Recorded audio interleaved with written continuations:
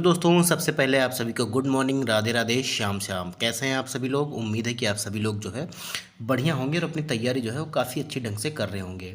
अगर आपने B SSC जो है इंटर लेवल का नहीं भरा है तो उसको भी भर दीजिए, क्योंकि उसमें आपको बुक भी अलाउ की जाती है। और अगर 40,000 से कम बच्चे जो है पेपर देने के लिए अप्लाई करते हैं तो सभी को जो है प्री लेवल में पास कर दिया जाएगा। तो ज़्यादा फीस भी नहीं है। अगर आप सभी लोग तैयारी कर ही रहे हैं तो आप फॉर्म ज़रूर भर दीजिएगा।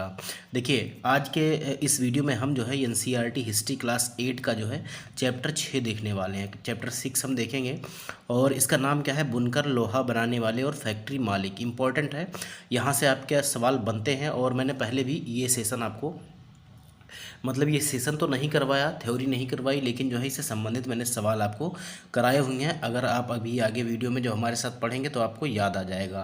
हम आप सभी लोगों ने हमारे साथ देखा होगा जब हमने पढ़ाया है जामदनी और पटोला बुनाई, छीट, मलमल, मसलिन, ये सभी जो है ये कपड़ों के प्रकार हैं और बुनाई के प्रकार हैं। इन सभी को हमने आपको पहले भी कवर कराया हुआ है और ये सेशन बहुत ही ज़्यादा इंपॉर्टेंट है। यहाँ से आपके सवाल जो है एग्ज़ाम में पूछे जाने की संभावना बहुत ही ज़्यादा है। तो आप सभी लोग इस सेशन को स्किप मत करिएगा। जैसा कि आप सभी लोग अगर हम आपसे हमसे जुड़े हुए हैं तो आप सभी लोग जानते ही हैं कि हम जो है थ्योरी भी डिस्कस करते हैं और इसके अलावा जो है हम इससे संबंधित जो है प्रश्नों को भी देखते हैं। तो आज हमारे पास जो है लगभग 40 एमसीक्यू हैं और हमारे पास जो है ये थ्योरी है। तो पहले हम थ्योरी पढ़ेंगे और इसके बाद हम एमसीक्यू का जवाब देंगे। तो चलिए हम सीधा सीधा देर न करते हुए अपने सेशन को शुरू करेंगे। और सेशन को शुरू करने से पहले मैं आप सभी से निवेदन करना चाहता हूँ कि अगर आप लोग जो है हमारे चैनल पर पहली बार विजिट कर रहे हैं और अभी तक चैनल को सब्सक्राइब नहीं किया है तो चैनल को सब्सक्राइब कर लीजिएगा, बेल आइकन प्रेस कर लीजिएगा और जो है हमारे साथ जुड़ जाइएगा, ताकि सबसे पहले जो है वीडियो अपलोड हो तो नोटिफिकेशन आपको मिल जाया करे। इसके अलावा आप हमारे टेलीग्राम चैनल से भी जुड़ सकते हैं, जिसका लिंक आपको वीडियो के डिस्क्रिप्शन बॉक्स में मिल जाएगा। और वहाँ से जाके आप जो है टेलीग्राम चैनल से जुड़ जाइएगा, जहाँ पर इसकी पीडीएफ आपको प्रोवाइड करवा दी जाएगी। देखिए, हमारे चैनल पर आपको पॉलिटी और हिस्ट्री, ज्योग्राफी और इसके अलावा ईवीएस और जो है साइंस की भी प्लेलिस्ट आपको मिल जाएगी। सभी के सभी जो है पीवाईक्यू हैं, तो आप उनको भी जरूर देखिएगा। आपके एग्ज़ाम के लिए काफ़ी ज़्यादा फ़ायदेमंद होने वाले हैं। तो चलिए हम अपना सेशन शुरू करते हैं और देखते हैं हम इस अध्याय में क्या पढ़ेंगे। देखिए, कह रहा है कि हम इस अध्याय में कपड़ा और लोहा इस्पात उद्योग, इन दो उद्योगों का विशेष अध्ययन करते हुए देखेंगे कि ब्रिटिश शासन के अंतर्गत भारतीय कारीगरों और उद्योगों की क्या दशा थी। ठीक है, अब देखिए, औद्योगिक क्रांति की दृष्टि से ये दोनों ही उद्योग काफ़ी ज़्यादा महत्वपूर्ण हैं और सूती कपड़े के मशीनी उत्पादन ने ही 19वीं सदी में ब्रिटेन को दुनिया का सबसे प्रमुख औद्योगिक राष्ट्र बना दिया। और 1850 के दशक में जब ब्रिटेन को लोहा और इस्पात उद्योग भी पनपने लगा तो इसे जो है दुनिया का कारखाना कहा जाने लगा। देखिए, ब्रिटेन के औद्योगिकरण और भारत पर ब्रिटिश विजय और उपनिवेशीकरण में गहरा संबंध है। अध्याय 2 में आप देख चुके हैं तो ईस्ट इंडिया कंपनी के व्यापारिक हितों की रक्षा के लिए किस तरह भारतीय भूभागों पर कब्जे हुए और किस तरह जो है व्यापार का ढांचा बदलता गया। 18वीं सदी के आखिर में ईस्ट इंडिया कंपनी भारत से चीज़ें खरीदती थी और उन्हें ले जाके इंग्लैंड व यूरोप के बाज़ारों में अच्छे दामों में बेचती थी। इसी क्रय विक्रय से उसे भारी मुनाफा होता था। और जैसे जैसे ब्रिटेन का औद्योगिक उत्पादन बढ़ने लगा, वहाँ के उद्योगपति भारत को अपने औद्योगिक उत्पादों के लिए विशाल बाजार के रूप में देखने लगे। इस तरह ब्रिटेन से तैयार माल भारत के बाज़ारों में आने लगा और इससे भारतीय शिल्पों और उद्योगों पर किस तरह के असर पड़े, किस तरह के जो प्रभाव पड़े, वो हम इस अध्याय में चर्चा करेंगे। देखिए, आपसे कहा जा रहा है कि कपड़ा और विश्व बाजार। ठीक है, कपड़ा और विश्व बाजार। आइए पहले कपड़ा उत्पादन पर नज़र डालें। देखिए, यहाँ से बहुत इंपॉर्टेंट टॉपिक शुरू हो रहा है, आप लोग देखिएगा। देखिए, बंगाल पर जो है अंग्रेजों की विजय के से पहले 1750 के आसपास भारत पूरी दुनिया में कपड़ा उत्पादन के क्षेत्र में औरों से कोसों आगे था। और भारतीय कपड़े लंबे समय तक अपनी गुणवत्ता और बारीक कारीगरी के लिए दुनिया भर में मशहूर थे। दक्षिण पूर्वी एशिया, जिसमें जावा, सुमात्रा और पेनांग तथा पश्चिमी और मध्य एशिया में इन कपड़ों का भारी व्यापार था।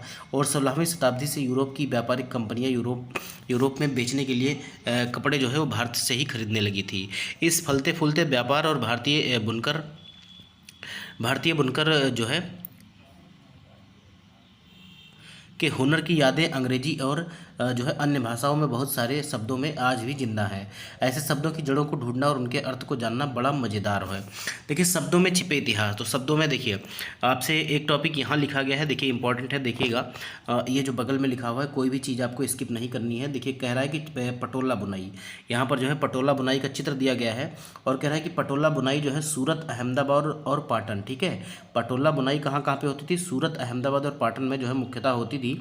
और इंडोनेशिया में इस बुनाई का का भारी बाजार था और वहाँ यह स्थानीय बुनाई का परंपरा का हिस्सा भी बन गई थी। ठीक है, तो याद रखिएगा पटोला बुनाई आपको कहाँ कहाँ, पटोला बुनाई के केंद्र कहाँ कहाँ थे भारत में, तो पहला तो सूरत, अहमदाबाद और पाटन। अब देखिए शब्दों में छिपा है इतिहास। ठीक है, शब्दों में इतिहास छिपा है।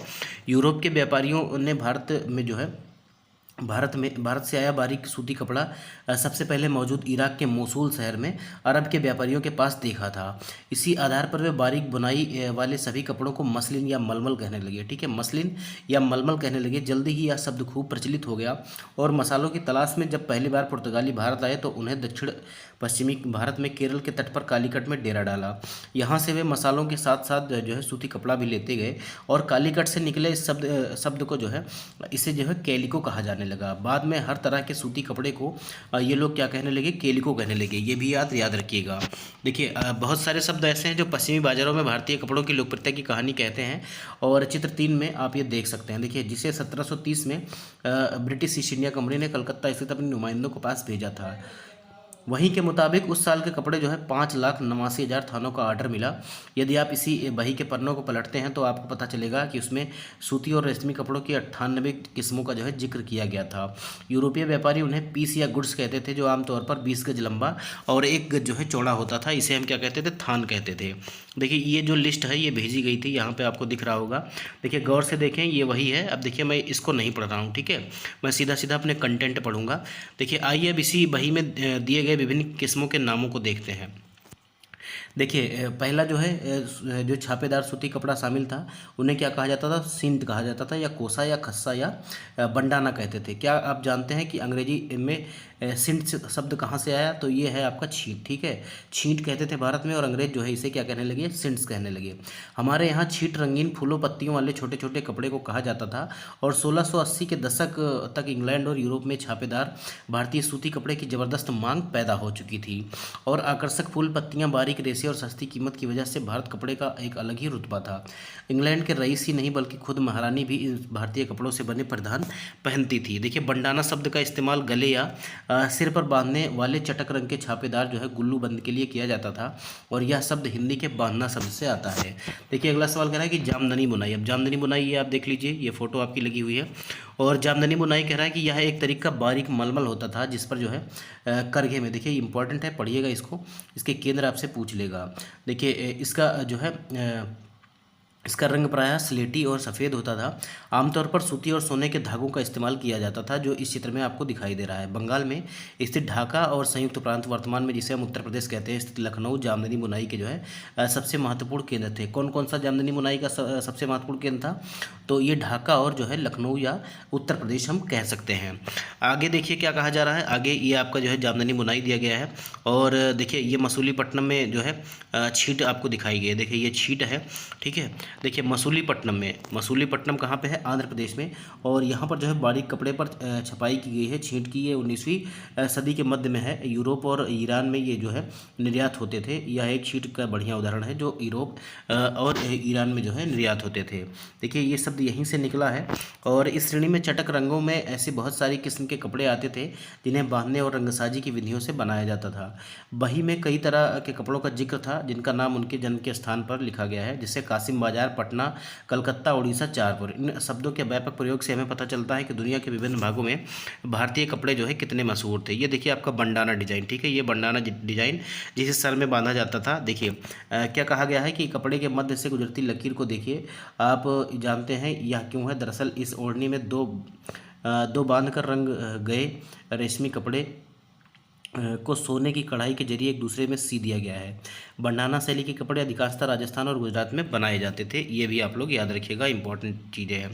देखिए यूरोपीय बाज़ारों में भारतीय कपड़ा। अब यूरोपीय बाज़ारों में भारतीय कपड़ा में क्या था? देखिए 18वीं सदी की शुरुआत तक आते आते भारतीय कपड़े की लोकप्रियता से बेचैन इंग्लैंड के ऊन व रेशम निर्माता भारतीय कपड़ों के आयात पर विरोध करने लगे। इसी के दबाव के चलते 1700 ब्रिटिश में जो है सरकार ने जो है छापेदार सूती कपड़े छींट के इस्तेमाल पर जो है पाबंदी लगाने के लिए एक कानून पारित कर दिया। संयोगवश इस कानून को भी कैलिको अधिनियम ही कहा जाता है। ठीक है, तो कैलिको अधिनियम कब आया? तो ये 1720 में आया। उस समय इंग्लैंड में नए नए कपड़ा कारखाना खुल रहे थे और भारतीय कपड़ों के सामने लाचार अंग्रेज कपड़ा उत्पादक अपने देश में भारतीय कपड़ों के प्रवेश पर पूरी तरह पाबंदी चाहते थे, ताकि पूरे इंग्लैंड में केवल उन्हीं का कपड़ा बिक सके। इस क्रम में इंग्लैंड की सरकार ने सबसे पहले कैलिको छपाई उद्योग को ही सरकारी संरक्षण में विकसित किया और अब सफ़ेद मलमल या बिना मांड वाले कोरे भारतीय कपड़े पर इंग्लैंड में ही भारतीय डिजाइन छापे जाने लगे। भारतीय कपड़ों के साथ साथ होड़ की वजह से इंग्लैंड में तकनीकी सुधारों की जरूरत दिखाई देने लगी और 1764 में स्पिनिंग जेनी किसने बनाया? स्पिनिंग जेनी को कब बनाया? 1764 में, जिसे जो है परंपरागत तकलियों की उत्पादकता काफ़ी बढ़ गई और इसे जो है 1786 में ये किसने बनाया? रिचर्ड आर राइट ने एक वाष्प के इंजन का आविष्कार किया, जिसने जो है सूती कपड़ों की बुनाई की में क्रांतिकारी रूप से बदलाव कर दिया। ठीक है, तो ये याद रखिएगा। अगला सवाल कह रहा है, देखिए स्पिनिंग जेनी के बारे में देख लेते हैं। देखिए, एक ऐसी मशीन है जिसमें कामगार एक साथ कई तकलियों पर काम कर सकता था। जब पहिया घूमता था तो सारी तकलियाँ अपने आप जो है घूमने लगती थी। अब देखिए, इसके बावजूद दुनिया के बाज़ारों पर भारतीय कपड़े का दबदबा 18वीं सदी के आखिर तक बना रहा। डच, फ्रेंच, ब्रिटिश और अन्य यूरोपीय व्यापारिक कंपनियों ने इस व्यापार से बेहिसाब मुनाफा कमाया। ये कंपनियां भारत आकर चांदी के बदले सूती और रेशमी वस्त्र खरीदती थी। जैसा कि आप जानते हैं कि जब इंग्लिश ईस्ट इंडिया कंपनी को बंगाल की राजनीतिक सत्ता मिल गई, उसे भारतीय चीज़ें खरीदने के लिए चांदी मंगाने की ज़रूरत नहीं रही। इसके बाद तो ईस्ट इंडिया कंपनी भारत में ही किसानों और जमींदारों के राजस्व से इकट्ठा करके उनसे पैसे लेती और फिर उन्हीं से जो है वो कपड़ा खरीदने लगी थी। देखिए, अगला सवाल क्या कह रहा है? अगला सवाल कह रहा हूँ, देखिए सवाल की आदत पड़ी हुई है। आगे आपको क्या कहा जा रहा है? ये जो मैप है कि कहाँ कहाँ जो है जो आपके भारत में बुनाई उद्योग चल रहे थे। देखिए, आगे कहा जा रहा है कि अगर आप लोग जो है इस नक्शे को देखेंगे तो ये मैं नहीं पढ़ रहा हूँ। ठीक है, अब देखिए, पूर्वी बंगाल अब जो है बांग्लादेश में है। यहाँ पर स्थित जो है ढाका 18वीं सदी में सबसे महत्वपूर्ण कपड़ा उत्पादन केंद्र था और ये शहर अपनी मलमल और जामदनी बुनाई के लिए काफ़ी जो है दूर दूर तक प्रसिद्ध था। तो ये लाइन इंपॉर्टेंट है, इसको आप जो है ध्यान में रखिएगा। यहाँ से सवाल आपके बनते हैं। अगर आप कॉपी पेन लेकर बैठे हैं तो इसको जो है वो नोट कर लीजिएगा। देखिए, यदि आप नक्शे के दक्षिणी भाग को देखें तो मद्रास से उत्तरी अंत तक फैले कोरोमंडल तट के साथ साथ सूती कपड़ा बुनाई केंद्रों का एक और समूह दिखेगा और पश्चिमी तट पर मुख्य बुनाई केंद्र जो है गुजरात में स्थित थे।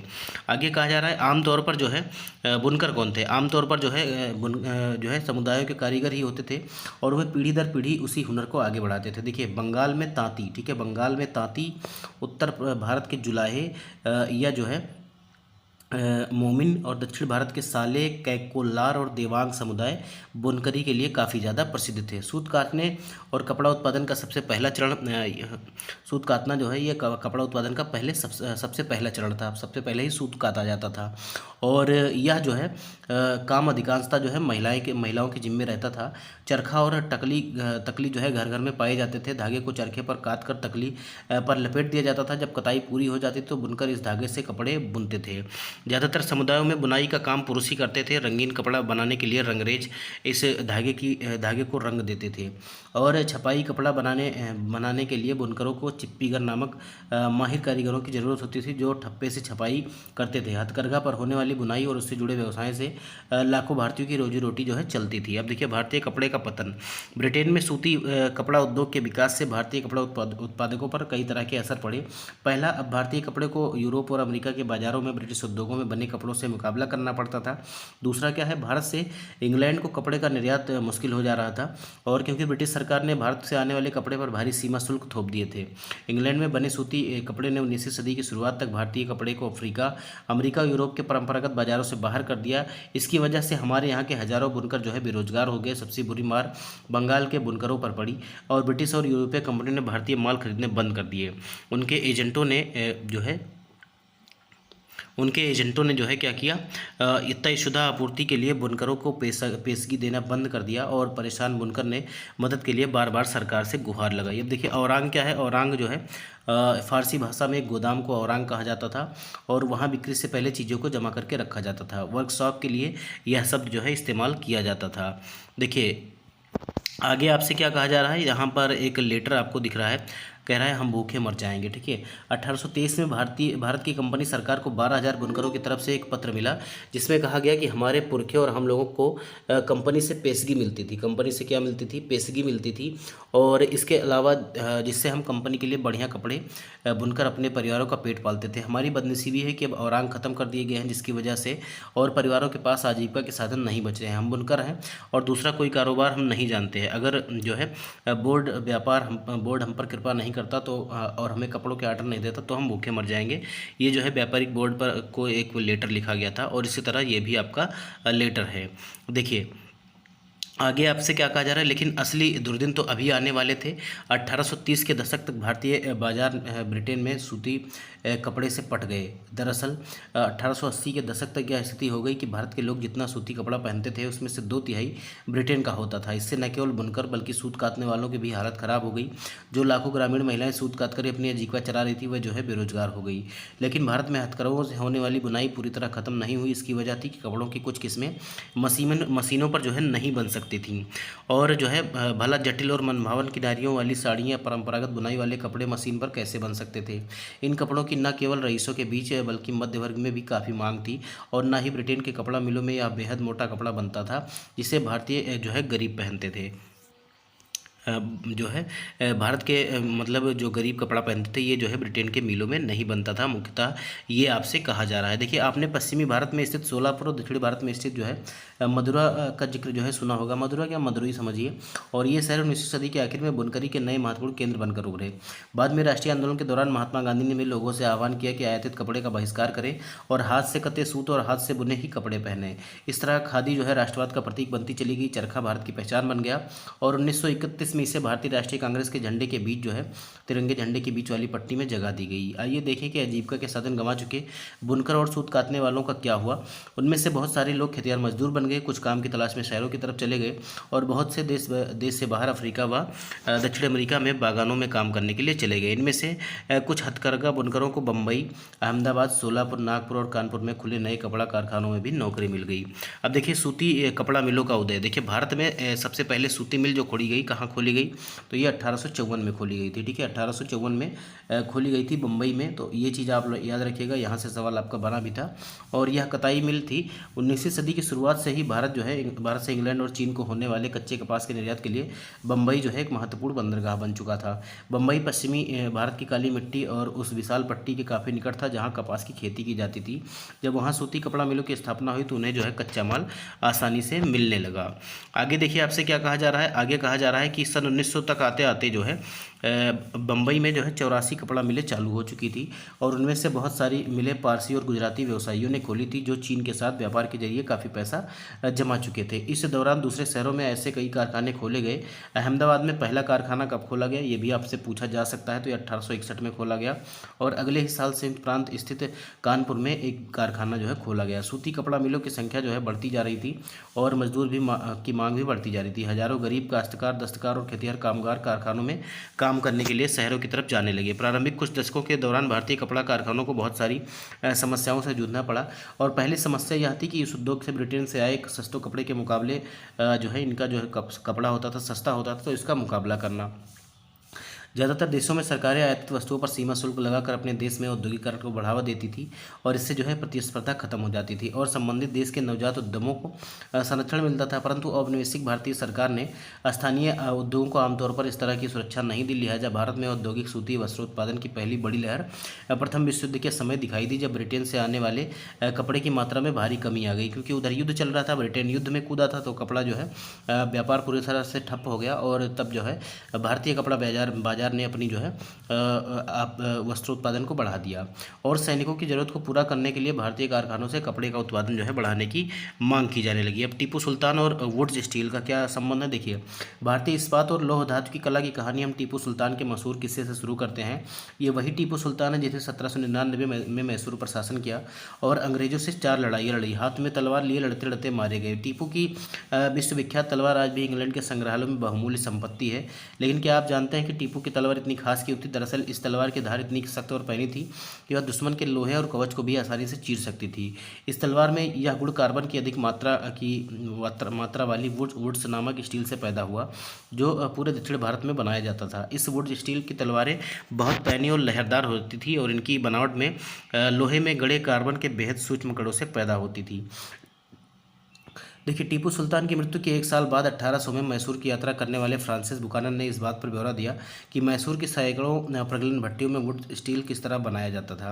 इन भट्टियों में लोहे की काट कोयले के साथ मिलाकर मिट्टी की छोटी छोटी हांडियों में रखा जाता था और तापमान के जरिए उतार चढ़ाव को नियंत्रित किया जाता था। प्रगलक इस्पात की सिल्लियाँ तैयार कर लेते थे, जिनका न केवल भारत बल्कि पश्चिमी और मध्य एशिया में भी तलवारें बनाने के लिए इस्तेमाल किया जाता था। अब वुड स्टील जो था ये जो है असल में कन्नड़ शब्द उक्कू और तेलुगु शब्द हुक्कू और तमिल शब्द मलयालम शब्द या जो है इसको उरक्कू यानी स्टील का ही बिगड़ा हुआ रूप था। मतलब इसके अलग अलग नाम थे, ये कहा जा रहा है। अब देखिए, भारतीय वुड जो स्टील था इसने यूरोपीय वैज्ञानिकों को काफ़ी आकर्षित किया और विश्वविख्यात वैज्ञानिक व बिजली व विद्युत चुंबकत्व को आविष्कार करने वाले माइकल फैराडे ने भारतीय वुड स्टील की विशेषताओं का 4 साल तक अध्ययन किया। परंतु दक्षिण भारत में इतनी प्रचलित वुड स्टील का निर्माण प्रक्रिया 19वीं सदी के आते आते पूरी तरह से लुप्त हो चुकी थी। और क्या आप बता सकते हैं ऐसा क्यों हुआ? भारत पर अंग्रेजों की जीत के साथ ही यहाँ की तलवार और हथियारों का उद्योग समाप्त हो गया, क्योंकि ये लोग जो है वो तलवार का इस्तेमाल नहीं करते थे, ये लोग जो है बंदूक का इस्तेमाल करते थे लोहे। तो ये जो है अंग्रेज, तो फिर इनको जो है तलवार की क्या ज़रूरत थी? भारतीय कारीगरों द्वारा बनाए गए लोहे और इस्पात का स्थान इंग्लैंड से आए हुए लोहे और इस्पात ने ले लिया। गाँवों की उजड़ी भट्टियाँ, देखिए वुड स्टील उत्पादन के लिए लोहे के परिशोधन की बेहद परिष्कृत तकनीक जरूरी थी, परंतु भारत में 19वीं सदी के अंत तक लोहे का प्रगलन एक सामान्य गतिविधि थी। खासतौर पर बिहार और मध्य भारत के हर एक जिले में ऐसे प्रगलक कारीगर थे जो लोहा बनाने के लिए लोहा के स्थानीय भंडारों का इस्तेमाल करते थे। इसी लोहे से कारखानों में दैनिक इस्तेमाल के लिए औजार और साधन बनाए जाते थे। ज़्यादातर भट्टियाँ मिट्टी और धूप में सुखाई गई ईंटों से बनी होती थी। प्रगलन का काम पुरुष करते थे, जबकि महिलाएं जो है धौकनी चलाती थी। वे कोयले को लगातार दहकाने के लिए हवा जो है करती रहती थी। देखिए, ये आपका इमेज दिया गया है। और अगरिया जैसे कई समुदाय जो है लोहा बनाने में माहिर थे। देखिए, कौन सा समुदाय लोहा बनाता था? अगरिया जैसे कई समुदाय जो है लोहा बनाने में माहिर थे। और 19वीं सदी के आखिर में बार बार पड़े अकाल की वजह से भारत के इलाके पूरी तरह तबाह हो चुके थे और मध्य भारत में बहुत सारे अगरिया कारीगरों ने काम बंद कर दिया, गाँव छोड़ दिया और रोजी रोटी की तलाश में जो है अलग चले गए। देखिए, 19वीं सदी के अंत तक आते आते लोहे के प्रगलन का हुनर खत्म होने लगा था। ज़्यादातर गाँव में भट्टियाँ ठंडी पड़ चुकी थी और लोहे का उत्पादन गिर रहा था। देखिए, अकाल के वजह से ऐसा हुआ था और यहाँ से पूछा जा रहा है कि ऐसा क्यों हुआ था। देखिए, इसकी एक वजह तो है नए वन कानून, जिनके बारे में आप अध्याय 4 में पढ़ चुके हैं। जब औपनिवेशिक सरकार ने आरक्षित वनों में लोगों की प्रवेश पर पाबंदी लगा दी, तो लोहा बनाने वालों को कोयले के लिए भरा लकड़ी कहाँ से मिलती और लॉ एस्क भी वे कहाँ से ला सकते थे। वन कानूनों को नज़रअंदाज करते हुए वे अक्सर चोरी छिपे जंगलों में जाकर लकड़ी इकट्ठा करते थे, परंतु लंबे समय तक केवल इसी तरह अपना कारोबार जारी नहीं रख सकते थे। लिहाजा बहुत सारे कारीगरों ने यहाँ छोड़ दिया और वे जीविका के लिए दूसरे साधन की तलाश में आगे बढ़ गए। कुछ क्षेत्रों में सरकार ने जंगलों में आवाजाही की अनुमति दे दी थी, लेकिन प्रगलकों को प्रत्येक भट्टी के लिए वन विभाग को बहुत भारी कर चुकाना पड़ता था, जिससे उनकी आय जो है गिर जाती थी। 19वीं सदी के आखिर तक ब्रिटेन से लोहे और इस्पात का आयात भी होने लगा और भारतीय लुहार भी घरेलू बर्तन व औजार आदि बनाने के लिए आयातित लोहे का इस्तेमाल करने लगे। इसकी वजह से स्थानीय प्रगलकों द्वारा बनाए जा रहे लोहे की मांग जो है कम होने लगी और 20वीं सदी तक शुरुआत तक जो है लोहा और इस्पात बनाने वाले कारीगरों के सामने एक नई चुनौती आ खड़ी हुई। देखिए, एक रिपोर्ट के अनुसार कहा जा रहा है कि एक ज़माने में लोहा प्रगलन भारत का बहुत बड़ा व्यापक उद्योग था और सिंधु, गंगा व ब्रह्मपुत्र के विशाल बलुआ मैदानों के अलावा शायद ही कोई ऐसा जिला था जहां धातुमल न दिखाई देता हो। यहाँ के आदिम लौह प्रगलकों को ऐसे भंडारों से ऐश हासिल करने में कोई परेशानी नहीं होती थी, जिन पर कोई यूरोपीय लौह विशेषज्ञ एक पल के लिए विचार करना भी उचित नहीं समझेगा। देखिए, भारत में लोहा व इस्पात कारखानों का उदय। देखिए, साल 1904 की बात है। अप्रैल के महीने में जो है अमेरिकी भूवैज्ञानिक चार्ल्स वेड और जमशेद जी टाटा के सबसे बड़े बेटे दोराब जी टाटा छत्तीसगढ़ में लौह अयस्क भंडारों की खोजबीन करते घूम रहे थे। वे भारत में एक आधुनिक लौह और इस्पात संयंत्र लगाने के लिए अच्छे लौह अयस्क भंडारों की तलाश में कई महीनों और काफ़ी सारा पैसा खर्च कर चुके थे। जमशेद जी टाटा भारत में बड़ा लौह और इस्पात कारखाना लगाने के लिए अपनी संपत्ति का बड़ा भाग खर्च करने को तैयार थे, लेकिन इसके लिए पहली शर्त यह थी कि उम्दा लौह अयस्क भंडारों का पता लगा लिया जाए। अब एक दिन कई घंटे तक जंगल की खाक छानने के बाद वेल्ड और दोराब जी जो है एक गांव में पहुंचे। वहां उन्होंने देखा कुछ स्त्री पुरुष टोकरियों में भर भर कर लौह अयस्क ले जा रहे थे। ये अगरिया समुदाय के लोग थे। जब उनसे पूछा गया तो उन्होंने बताया कि दूर स्थित एक पहाड़ी की तरफ उंगली उठा दी और वेल्ड और दोराब जी घने जंगलों से होते हुए काफ़ी देर तक थककर उस पहाड़ी पर जा पहुंचे। पहाड़ी का अध्ययन करने के बाद वेल्ड ने बताया कि उन्हें जिस चीज़ की तलाश थी वह मिल चुकी है और रजहारा पहाड़ियाँ दुनिया के सबसे बेहतरीन लौह अयस्क भंडारों में से एक थी। लेकिन यहाँ एक परेशानी थी कि यह सूखा इलाका था और कारखाना चलाने के लिए आसपास कहीं पानी नहीं था। लिहाजा कारखाना लगाने के लिए सही जगह के बारे में टाटा की तलाश जो है जारी रही। अगरिया समुदाय के लोगों ने ही लौह अयस्क का एक और स्रोत बताने और ढूंढने में मदद की, जहां से बाद में भिलाई स्टील संयंत्र को अयस्क की आपूर्ति की गई। कुछ साल बाद सुवर्णरेखा नदी के तट पर बहुत सारा जंगल साफ करके फैक्ट्री और एक औद्योगिक शहर बसाने के लिए जगह बनाई गई। इस शहर को जमशेदपुर का नाम दिया गया। इस स्थान पर लौह अयस्क भंडारों के निकट ही पानी भी उपलब्ध था और यहाँ Tata iron and steel company, जिसको हम टिस्को बोलते हैं, उसकी स्थापना जो है हुई। ठीक है, स्थापना इसकी जो है 1907 में हुई थी और इसमें जो है स्टील का उत्पादन जो है ये 1912 से शुरू हो गया। इंपॉर्टेंट है, याद रखिएगा। सभी लोग सोचेंगे जैसे स्थापना हुई वैसे स्टील का उत्पादन होने लगा था, लेकिन जो है 1912 से इसमें जो है स्टील का उत्पादन प्रारंभ हुआ था और इसकी स्थापना जो है वो 1907 में हुई थी, साकची में। ठीक है, देखिए आगे कहा जा रहा है कि टिस्को की स्थापना बहुत ही सही समय पर हुई थी 19वीं सदी में। भारत जो है आगे देखिए, भारत आमतौर पर ब्रिटेन में बने स्टील का आयात कर रहा था और भारत में रेलवे के विस्तार की वजह से ब्रिटेन में पटरियों की भारी मांग थी। काफ़ी समय तक जो है भारतीय रेलवे से जुड़े अंग्रेज विशेषज्ञ यह मानने को तैयार नहीं थे कि भारत में भी श्रेष्ठ इस्पात का निर्माण संभव है। जब तक टिस्को की स्थापना हुई हालात बदलने लगे थे। 1914 में पहला विश्व युद्ध शुरू हो गया। ब्रिटेन में बनने वाले इस्पात को यूरोप से युद्ध संबंधी आवश्यकताओं को पूरा करने के लिए झोंक दिया गया। इस तरह भारत आने वाले ब्रिटिश स्टील की मात्रा में भारी गिरावट आई और रेल की पटरियों के लिए भारतीय रेलवे टिस्को पर जो है आश्रित हो गया। जब युद्ध लंबा खिंच गया तो टिस्को को युद्ध के लिए गोलों के लिए खोल और रेलगाड़ियों के पहिए बनाने का भी काम सौंप दिया गया। 1919 तक यह स्थिति हो गई कि टिस्को में बनने वाले 90% इस्पात को औपनिवेशिक सरकार ही खरीद लेती थी। जैसे जैसे समय बीतता गया टिस्को समूचे ब्रिटिश साम्राज्य में इस्पात का सबसे बड़ा कारखाना बन चुका था। सूती कपड़े की तरह लोहे और इस्पात के मामले में भी औद्योगिक विस्तार तभी शुरू हुआ जब भारत में ब्रिटिश आयात गिरने लगा और जो है भारतीय लोहों की जो है मांग बढ़ने लगी। देखिए आगे क्या कहा जा रहा है, ये तो आपका एक संयंत्र की इमेज लगाई गई है और औद्योगिक वस्तुओं की मांग में इजाफा हुआ जब जो है ब्रिटेन का जो है वहाँ पे युद्ध होने लगा, वहाँ की जो है उत्पादन गिर गया और भारत में उत्पादन बढ़ गया और वस्तुओं की मांग में इजाफा हुआ। तो निश्चित सी बात है कि भारतीय चाहे कपड़ा उद्योग हो या लोहा उद्योग, ये दोनों ही काफ़ी ज़्यादा आगे बढ़ गए। ये बदलाव पहले विश्व युद्ध के दौरान और उसके बाद सामने आए। जैसे जैसे राष्ट्रीय आंदोलन विकसित हुआ, औद्योगिक वर्ग ताकतवर होता गया और सरकारी संरक्षण की मांग बुलंद होती गई। भारत पर अपना नियंत्रण बनाए रखने के लिए संघर्षरत ब्रिटिश सरकार को औपनिवेशिक शासन के आखिरी दशकों में इनमें से बहुत सारी मांगे जो है माननी पड़ी।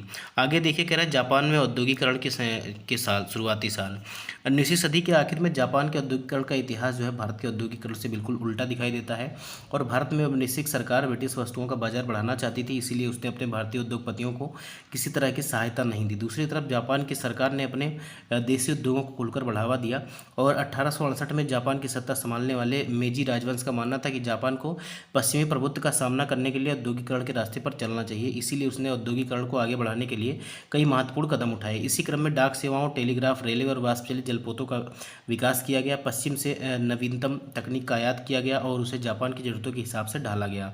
जापानी पेशेवर को प्रशिक्षित करने के लिए विदेशी विशेषज्ञों को बुलाया गया। निवेश के लिए सरकारी बैंकों से उद्योगपतियों को उदार शर्तों पर कर्ज दिए गए। सरकार ने पहले विशाल उद्योग शुरू किए और बाद में उन्हें जो है सस्ती कीमत पर क्या किया कि व्यवसायिक घरानों को बेच दिया। भारत में औपनिवेशिक प्रभुत्व के औद्योगिकरण के रास्ते में बाधाएं पैदा कर दी, जबकि जापान में विदेशी कब्जे के भय की वजह से औद्योगिकरण को बढ़ावा मिला था।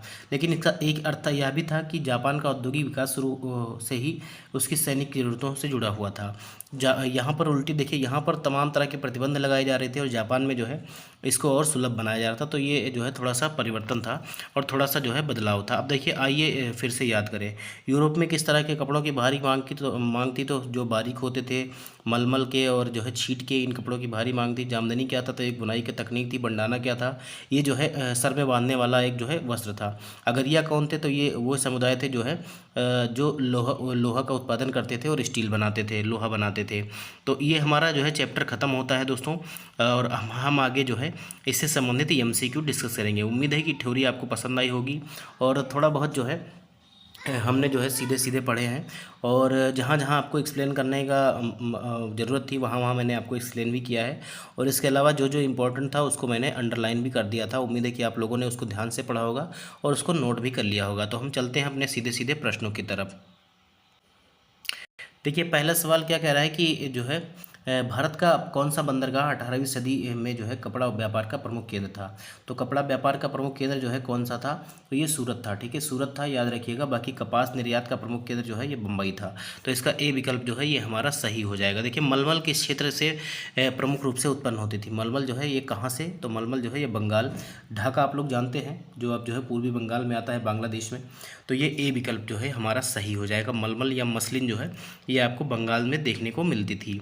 अगला सवाल कह रहा है कि अंग्रेजों ने भारतीय वस्त्रों पर भारी कर क्यों लगा दिया। अब कर क्यों लगा दिया, क्योंकि सभी लोगों को जो है भारतीय कपड़े पसंद आ रहे थे और जो है इनका जो है व्यापार गिर रहा था। तो ब्रिटिश लोगों ने अपने उद्योगों की रक्षा के लिए इन्होंने इन पर क्या कर दिया, प्रतिबंध लगा दिया। आप लोगों ने देखा था कि 1720 में जो है कैलिको एक्ट आया था, जिसने जो है छींट और मलमल के कपड़ों को जो है बैन कर दिया गया था इंग्लैंड में। ठीक है, ब्रिटेन में। तो ये बी विकल्प जो है इसका सही हो जाएगा। देखिए, 1720 में ब्रिटिश संसद में भारतीय कपड़ों पर कौन सा अधिनियम पारित किया गया, तो इसको क्या नाम दिया गया था, इसको जो है कैलिको एक्ट दिया गया था। ठीक है, कैलिको एक्ट दिया गया था। बी विकल्प जो है इसका सही हो जाएगा।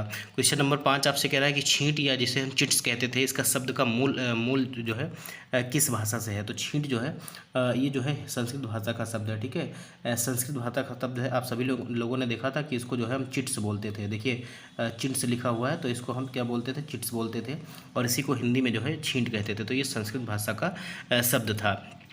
अगला सवाल कह रहा है कि निम्नलिखित में से किसे दुनिया का कारखाना कहा जाने लगा। अब 1800 के दशक में जो है ब्रिटेन को जो है दुनिया का कारखाना कहा जाने लगा था, क्योंकि यहाँ पर जो है काफ़ी ज़्यादा उद्योग धंधे जो है विकसित हो रहे थे। तो ए विकल्प जो है ये हमारा सही हो जाएगा। क्वेश्चन नंबर 7, किस बुनाई का इंडोनेशिया में भारी बाजार था। किस बुनाई का जो है इंडोनेशिया में भारी बाजार था, तो हमने क्या देखा कि जो हमारी जो है पटोला थी। ठीक है, पटोला आपने देखा होगा।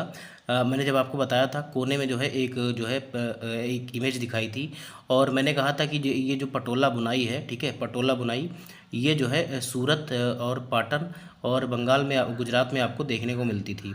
एक बार मैं आपको कंफर्म भी कर देता हूँ, मैं आपको दिखा भी देता हूँ। तो ये जो पटोला बुनाई थी दोस्तों, ये जो है आप सभी लोग जानते हैं कि सूरत, अहमदाबाद और पाटन में होती थी, और इंडोनेशिया में जो है इसका भारी बाजार था। तो ए विकल्प जो है ये हमारा सही हो जाएगा। देखिए, क्वेश्चन नंबर 8 क्या कह रहा है, चिट्स शब्द का अर्थ है। देखिए, चिट्स शब्द का अर्थ क्या है, तो ये जो होता था ये आपका जो है कौन सा शब्द है, पतला। ठीक है, पतला और रंगीन। ठीक है, तो हम अभी यहाँ पे क्या लेंगे, तो इसका जो सही जवाब हो जाएगा वो आपका क्या हो जाएगा, रंगीन। ठीक है, रंगीन हो जाएगा। बी विकल्प जो है इसका वो सही हो जाएगा।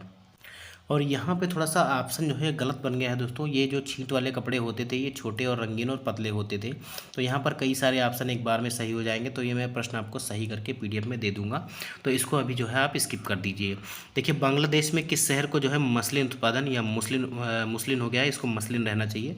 ठीक है, मसलिन उत्पादन के लिए प्रसिद्ध माना जाता था। तो ये आपका था ढाका। ठीक है, ढाका जो है ये सही हो जाएगा। ए विकल्प जो है इसका ये हमारा सही हो जाएगा। देखिए, अगला सवाल कह रहा है स्पिनिंग जेनी का आविष्कार जो है कब किया गया। स्पिनिंग जेनी का आविष्कार कब किया गया था, तो अभी मैंने आपको बताया था जब थ्योरी पढ़ाया था कि ये 1764 में जो है स्पिनिंग जेनी का आविष्कार किया गया था। बी विकल्प जो है ये आपका सही हो जाएगा। देखिए, बुनकरों को कपड़ा बनाने के लिए किस स्थानीय यंत्र का उपयोग करना पड़ता था, तो भारतीय बुनकरों को कपड़ा बनाने के लिए जो है हथकरघे का उपयोग करना पड़ता था। किसका, हैंडलूम का या हथकरघे का। बी विकल्प जो है वो हमारा सही हो जाएगा। अगला सवाल कह रहा है कि ब्रिटिश वस्त्र उद्योग किस देश से प्रतिस्पर्धा के कारण जो है बढ़ा। ठीक है, कौन से देश से इसकी जो है प्रतिस्पर्धा हो रही थी, तो ये भारत से हो रही थी। तो इसका जो है ए विकल्प हमारा सही हो जाएगा, क्योंकि भारत के कपड़े जो है क्वालिटी में अच्छे होते थे और जो है पतले भी होते थे। तो धीरे धीरे जो है काफ़ी ज़्यादा जो है इनका जो है टकराव होने लगा। 18वीं सदी की में किस बंदरगाह को वस्त्र निर्यात का जो है केंद्र कहा गया। वस्त्र निर्यात नहीं, ये मुख्यतः जो है कपड़ा निर्यात होगा। कपड़ा कह रहा हूँ, कॉटन निर्यात का या जो है कपास निर्यात का। तो ये आपका बम्बई हो जाएगा। ठीक है, अगर हम देखें अगर बम्बई हो जाएगा। देखिए अगर वस्त्र उद्योग की बात करें, देखिए यहाँ पे वस्त्र उद्योग कहा गया है, वस्त्र निर्यात, तो ये हुगली हो जाएगा। ठीक है, हुगली, कलकत्ता में जो हुगली है यहाँ से हो जाएगा। डी विकल्प इसका सही हो जाएगा। भारत के किस क्षेत्र में जो है पटोला साड़ी बनती थी? पटोला साड़ी जो है कहाँ बनती थी? तो ये आपका गुजरात में बनती थी। इसका ए विकल्प जो है ये हमारा सही हो जाएगा। ठीक है, अगला सवाल आपसे क्या कह रहा है कि डच और अंग्रेज व्यापारियों ने भारत में सबसे अधिक कौन सा उत्पाद खरीदा? तो सबसे अधिक जो है ये कपड़ा खरीद रहे थे, कपड़ा खरीद रहे थे। बी विकल्प जो है हमारा सही हो जाएगा। अगला सवाल कह रहा है जुलाहे और मोमिन कहाँ के बुनकर थे? जुलाहे और मोमिन जो है ये आपको उत्तर भारत में देखने को मिलते हैं। ठीक है, उत्तर भारत में देखने को मिलते थे। और अगर हम पूर्वी भारत की बात करें तो यहाँ पर आपका जो है ताँती थे, बंगाल के जो है ताँती थे।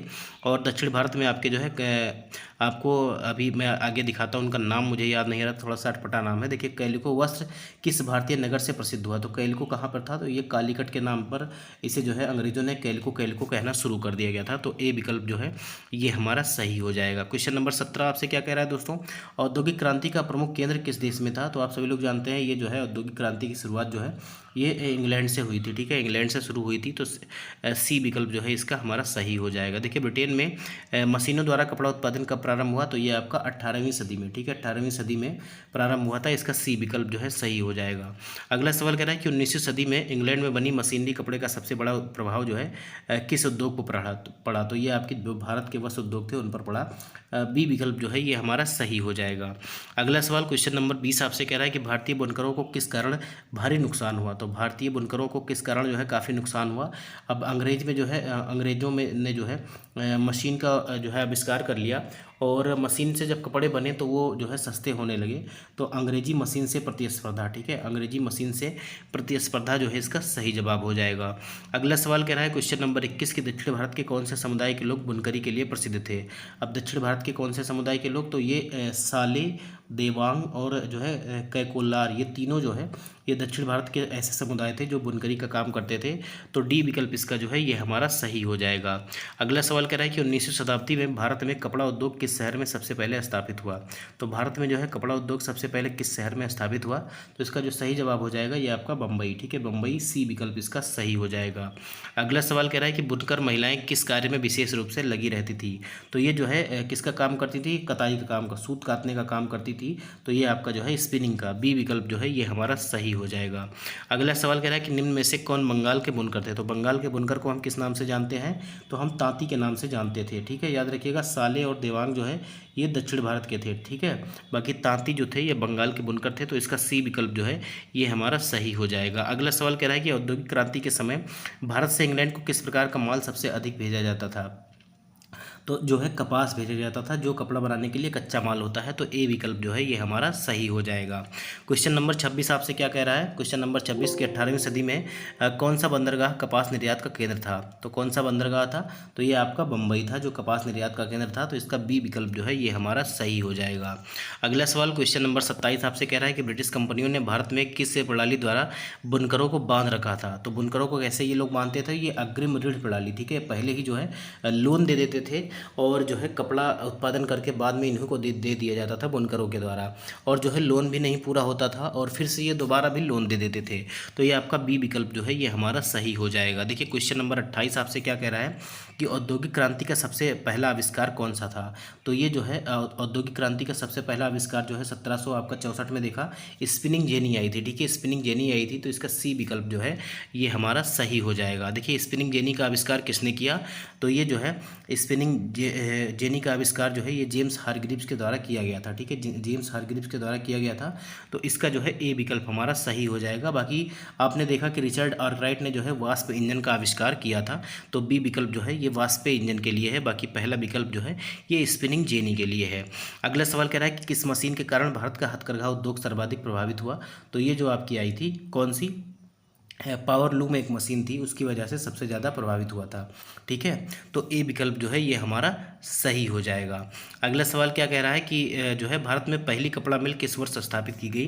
तो आपने देखा कि ये 1854 में स्थापित की गई थी। जब मैंने आपको जो है पढ़ाया तभी आपको बताया था कि 1854 में जो है पहली कपड़ा मिल की स्थापना जो है मुंबई में हुई थी। तो बी विकल्प जो है ये सही हो जाएगा। अगला सवाल कह रहा है कि पहली कपड़ा मिल किस शहर में बनी थी? तो पहली कपड़ा मिल किस शहर में बनी थी? तो ये आपका मुंबई हो जाएगा, याद रखिएगा।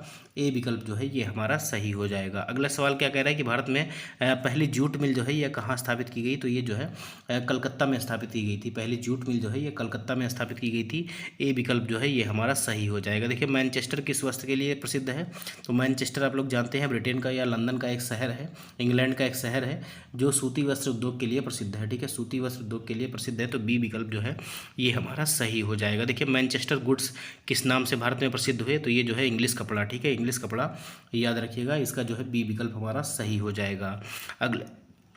अगला सवाल देखिए, 19वीं शताब्दी के में भारत के किस शहर को जो है मैनचेस्टर कहा गया, या भारत का जो है मैनचेस्टर किस शहर को कहा जाता है, तो ये जो है किसे कहा जाता है, अहमदाबाद को कहा जाता है। बी विकल्प इसका जो है ये हमारा सही हो जाएगा। अगर उत्तर प्रदेश का मैनचेस्टर तो ये कानपुर को कहा जाता है। अगला सवाल कह रहा है कि टिस्को की स्थापना जो है कब हुई थी। ठीक है, टिस्को की स्थापना जो है कब हुई थी, तो 1907 में जो है टिस्को की स्थापना हुई थी। बाकी 1912 से जो है स्टील का उत्पादन यहाँ पे शुरू हुआ था, तो ये भी आप लोग याद रखिएगा। देखिए स्वदेशी आंदोलन के दौरान किस वस्त्र के प्रयोग पर बल दिया गया, तो ये जो है खादी। ठीक है, खादी वस्त्र पर जो है सबसे ज़्यादा बल दिया गया था। बी विकल्प जो है ये हमारा सही हो जाएगा। अगला सवाल कह रहा है कि जो है 39 नंबर का सवाल है कि टिस्को की स्थापना जो है 1907 में हुई थी, लेकिन स्टील का उत्पादन शुरू हुआ, तो स्टील का उत्पादन जो है ये 1912 से शुरू हुआ था। सी विकल्प इसका जो है वो हमारा सही हो जाएगा। सेशन का हमारे लास्ट सवाल है दोस्तों कि भारतीय कपड़ा उद्योग के पतन का मुख्य कारण क्या था, तो भारतीय जो है कपड़ा उद्योग का जो है पतन के मुख्य कारण क्या था। देखिए मुख्य कारण अगर बात करें तो ब्रिटिश की नीतियाँ थी, क्योंकि कभी कभी जो है टैक्स काफ़ी ज़्यादा, आयातित कर जो है काफ़ी ज़्यादा लगा दिया जाता था, निर्यात कर काफ़ी ज़्यादा लगा दिया जाता था। इसके बाद इनकी जो है तकनीकों में भी पिछड़ापन था, लेकिन मुख्य वजह जो थी इनकी नीतियाँ ही थी। कभी जो है एक्ट लगाकर प्रतिबंधित भी कर दिया जाता था, तो यही सब नीतियाँ थी। तो आज के सेशन में दोस्तों इतना ही सवाल, और यहीं तक हमारा सेशन था। अगले सेशन में हम जो है चैप्टर नंबर 7 डिस्कस करेंगे। उम्मीद है कि वीडियो और सीरीज आपको काफ़ी ज़्यादा पसंद आ रही होगी। मिलते हैं अगले वीडियो में, तब तक के लिए आप लोग अपनी पढ़ाई जारी रखिए। जय हिंद, जय भारत।